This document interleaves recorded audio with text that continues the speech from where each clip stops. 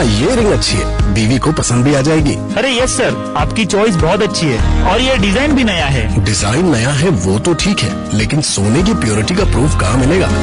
बनिए एक जागरूक ग्राहक। आज ही डाउनलोड कीजिए BIS केयर ऐप। सोना खरीदने से पहले BIS केयर ऐप पर HUID कोड अवश्य वेरीफाई करें।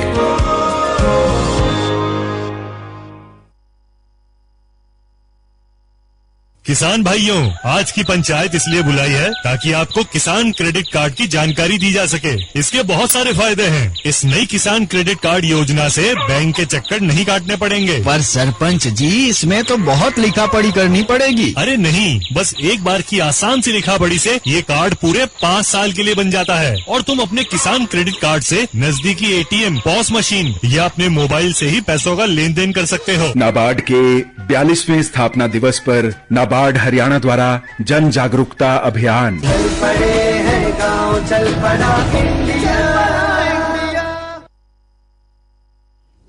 नमस्कार, आकाशवाणी चंडीगढ़ केंद्र से प्रादेशिक समाचारों के साथ मैं निधि मुंजाल। पहले इस बुलेटिन के मुख्य समाचार। प्रधानमंत्री नरेंद्र मोदी ने कहा कि भारत और UAE वैश्विक भलाई के लिए मिलकर काम करते रहेंगे। केंद्र ने कई राज्यों में बिक्री केंद्रों पर टमाटर की कीमत घटाकर 80 रुपये प्रति किलोग्राम की। हरियाणा प्रदेश के कई बाढ़ग्रस्त इलाकों में पानी का स्तर कम हुआ, सरकार द्वारा राहत कार्य निरंतर जारी हैं। और हरियाणा के मुख्यमंत्री मनोहर लाल 18 जुलाई को रोहतक में 77 करोड़ रुपए के विकास कार्यों की सौगात देंगे। उन्होंने आज पद्मश्री सेठ श्री किशन दास जी की प्रतिमा का रोहतक में अनावरण किया। अब समाचार विस्तार से। प्रधानमंत्री नरेंद्र मोदी ने कहा है कि भारत और संयुक्त अरब अमीरात वैश्विक हित के लिए मिलकर काम करना जारी रखेंगे। श्री मोदी ने अपने एक ट्वीट में कल संपन्न हुई अमीरात यात्रा का वीडियो साझा करते हुए ये बात कही। श्री मोदी ने भारत से चंद्रयान 3 के सफल प्रक्षेपण पर टिप्पणी के लिए अमीरात के राष्ट्रपति शेख मोहम्मद बिन जायद अल नाहयान को धन्यवाद दिया और कहा कि चंद्रयान की सफलता पूरी मानव जाति के हित में होगी। श्री मोदी ने फ्रांस के राष्ट्रपति इमैनुअल मैक्रों को भी धन्यवाद देते हुए कहा कि भारत और फ्रांस के दीर्घकालिक संबंध साझा मूल्यों और साझा स्वप्नों पर आधारित हैं। श्री मोदी ने फ्रांस के राष्ट्रपति का वीडियो रीट्वीट करते हुए कहा कि फ्रांस की हाल ही की यात्रा सदैव उनकी स्मृतियों में रहेगी। टमाटर की बढ़ती कीमतों के बीच केंद्र ने टमाटरों की कीमत में फिर से कटौती की है और अब इसकी बिक्री 90 रुपये से घटकर 80 रुपये प्रति किलो की दर पर की जाएगी। उपभोक्ता कार्य, खाद्य तथा सार्वजनिक वितरण मंत्रालय ने कहा है कि देश के 500 से अधिक बिक्री केंद्रों की स्थिति का पुनर्मूल्यांकन करने के बाद आज से टमाटर की बिक्री 80 रुपये प्रति किलो की दर से करने का निर्णय लिया गया है। मंत्रालय ने बताया कि दिल्ली, नोएडा, लखनऊ, कानपुर, वाराणसी, पटना, मुजफ्फरपुर और आरा में नाफेड और NCCF के जरिए टमाटरों की बिक्री शुरू हो गई है। बाजार मूल्यों को ध्यान में रखते हुए कल से कुछ और शहरों में बिक्री शुरू की जाएगी। मंत्रालय के अनुसार सरकार की पहल के बाद टमाटरों के थोक मूल्य में कमी आई है और सरकार उपभोक्ताओं को राहत देने के लिए वचनबद्ध है। केंद्रीय ऊर्जा एवं भारी उद्योग राज्य मंत्री कृष्णपाल गुर्जर ने आज फरीदाबाद में सामुदायिक भवन का शिलान्यास किया, जिसका निर्माण लगभग 7 करोड़ 20 लाख रुपए की राशि से किया जाएगा। उन्होंने बताया कि यह हरियाणा का पहला सबसे बड़ा सामुदायिक भवन जिला फरीदाबाद के मेवला महाराजपुर में बनेगा। केंद्रीय मंत्री ने कहा कि आने वाले समय में उत्तर प्रदेश, उत्तरांचल, जम्मू कश्मीर, हिमाचल प्रदेश, पंजाब, पूर्वी दिल्ली और हरियाणा से जो मार्ग से मुंबई जाएंगे वो वाया गुरुग्राम की बजाय फरीदाबाद होते हुए जाएंगे और आगामी जनवरी तक ये जनता को समर्पित कर दिया जाएगा। उन्होंने बताया कि बल्लभगढ़ से पलवल तक 24 किलोमीटर की मेट्रो लाइन का निर्माण भी जल्द शुरू कर दिया जाएगा। प्रादेशिक समाचार आकाशवाणी चंडीगढ़ से प्रसारित किए जा रहे हैं। हरियाणा में बाढ़ का पानी लगातार कम हो रहा है और बचाव एवं राहत कार्यों में तेजी लाई जा रही है। हमारे अंबाला के संवाददाता ने बताया कि जिले में स्थिति सामान्य हो गई है। धुलकोट स्थित 220 केवी सबग्रिड शुरू हो चुका है और चौर मस्तपुर स्थित 66 केवी पावर स्टेशन जल्द शुरू कर दिया जाएगा। इसके अतिरिक्त रेड सोसाइटी द्वारा संचालित वृद्धाश्रम को अंबाला छावनी के लगभग 28 रैन बसेरों में स्थानांतरित किया गया है। वहीं कैथल के चीका क्षेत्र में घग्गर नदी का जलस्तर घट गया है और चीका से पटियाला रोड को छोड़कर अन्य सभी जगहों से पानी उतर गया है।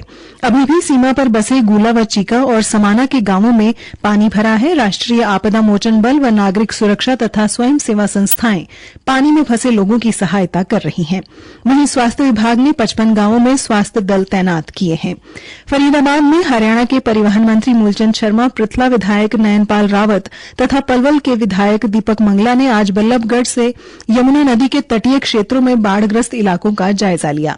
परिवहन मंत्री ने कहा कि गांव फिरनी में यमुना का पानी आना शुरू हुआ और राष्ट्रीय आपदा मोचन बल व नागरिक सुरक्षा के दल व पुलिस व प्रशासन बचाव कार्यों में लगी हुई है।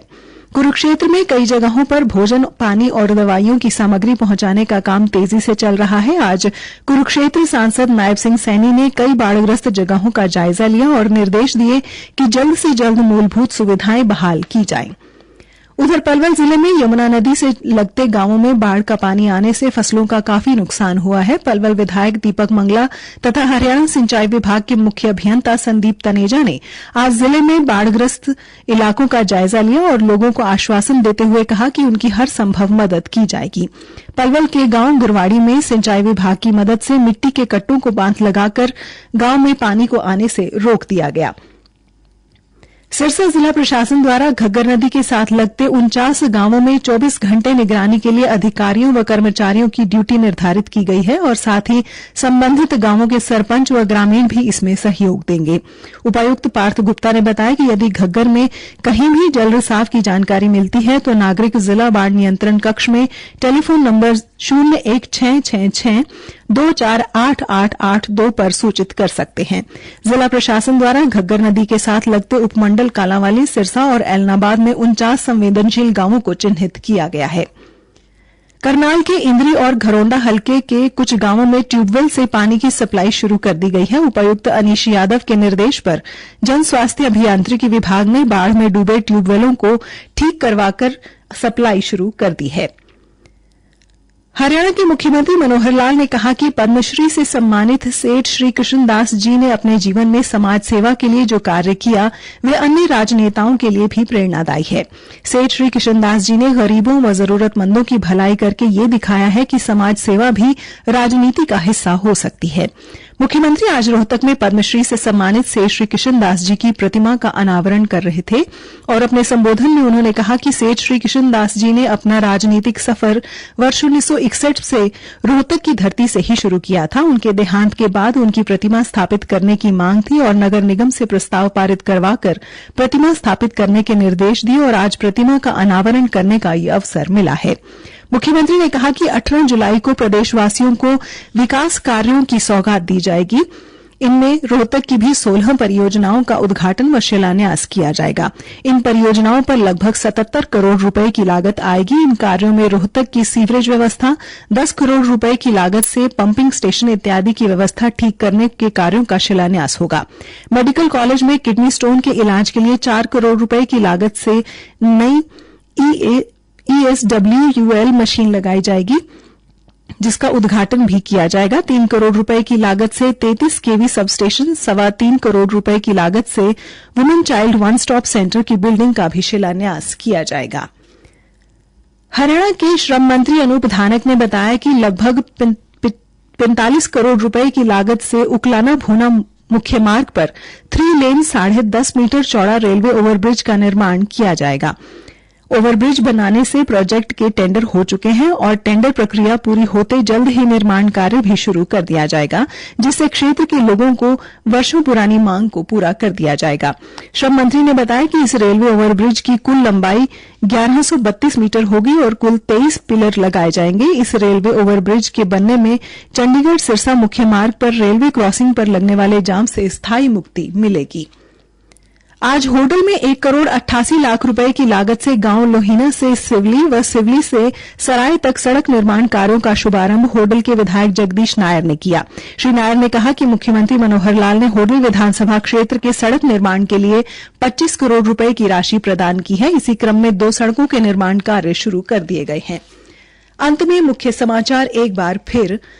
प्रधानमंत्री नरेंद्र मोदी ने कहा कि भारत और यूएई वैश्विक भलाई के लिए मिलकर काम करते रहेंगे।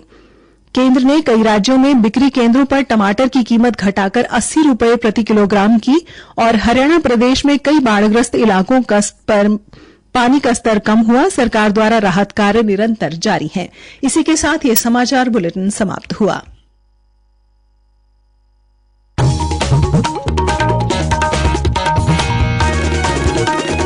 खास खबरें।